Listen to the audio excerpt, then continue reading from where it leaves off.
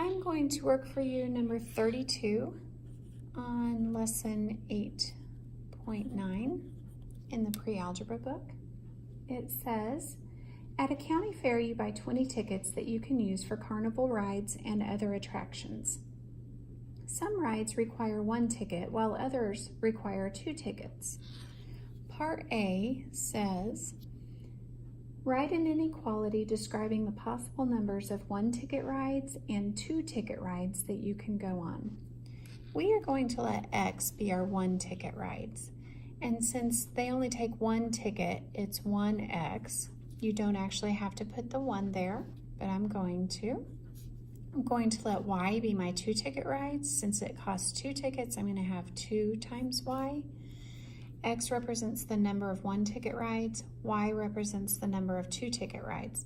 We know that we have 20 tickets, so this has to be less than or equal to 20. We can't use more than 20 tickets. We only have 20 tickets. So this will be our equation. You can write that as 1X plus 2Y is less than or equal to 20, or if you want, you can just write X plus 2Y is less than or equal to 20. Either way is fine.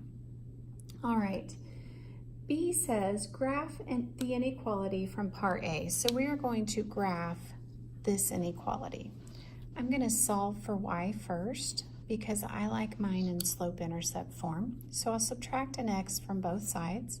That leaves me with 2Y is less than or equal to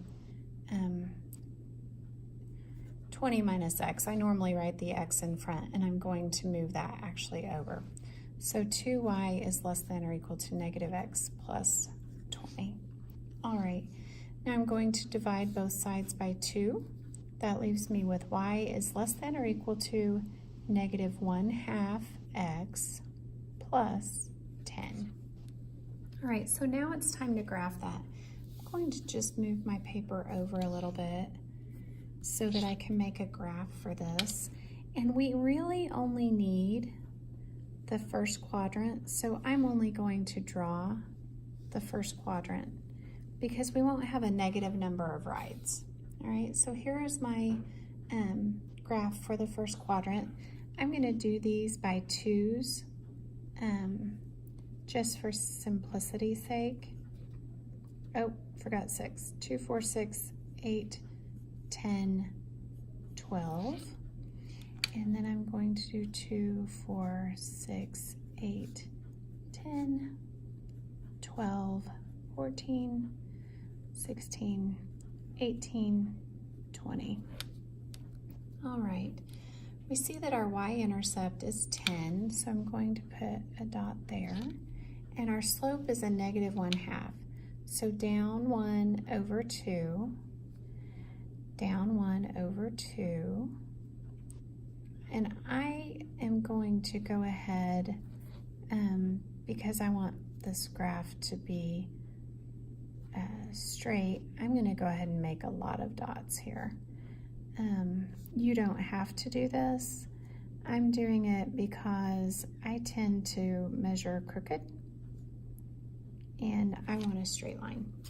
And so this will be my line right here. Again, you don't have to make all of those dots.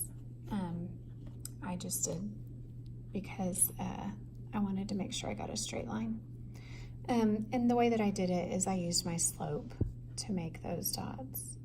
Down 1 over 2, down 1 over 2, down 1 over 2, down 1 over 2. So the graph says, or the equation says y is less than or equal to this line. So it's going to be the space below this line. So all of this space underneath the line right here. All right. And then C says, interpret and apply. Give 3 possible combinations of 1-ticket rides and 2-ticket rides that you can go on. Well, we can choose anything on the line or in this area. So I think I'll start with this one, and you can choose any of them. I'm going to give 3. Your 3 could be different. So for C, I'm going to say, well, we could go on 2 1-ticket rides and 9 of the 2-ticket rides.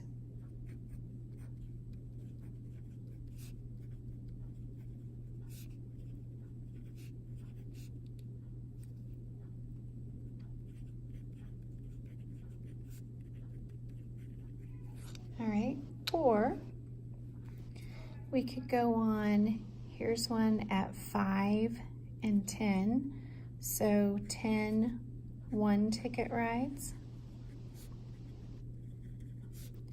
and 5 2-ticket rides.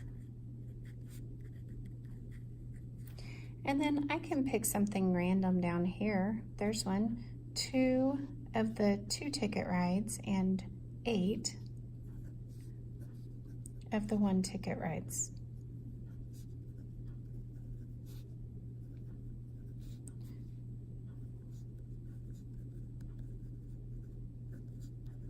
You can choose any of the combinations in the shaded part or on the line. So yours may be different than mine, but that's just an example of how you can choose some.